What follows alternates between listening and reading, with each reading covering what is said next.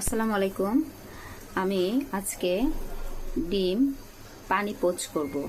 তো প্রথমে একটি সসপ্যানে পানি দিয়েছি, পানি ফুটে উঠেছে।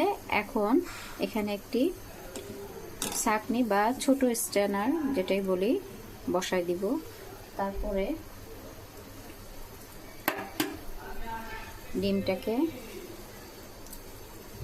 ভেঙে এর মধ্যে দিয়ে দিব। একটু লবণ দেব, লবণ যদি স্কিপ করতে চান করতে পারেন। এখন এটা ঢেকে দিব, আমরা 10 মিনিট ওয়েট করব। আমাদের ডিম পানি পোচ হয়ে গেছে। আমি একটু গাজর দিয়ে ডেকোরেশন করেছি, 2টি করেছি, দেখতে খুবই সুন্দর। ডিম পানি পোচ এই পদ্ধতিটা কেমন হয়েছে কমেন্টস বক্সে জানাবেন। আপনারা বাসায় এভাবে করে খাবেন। ধন্যবাদ।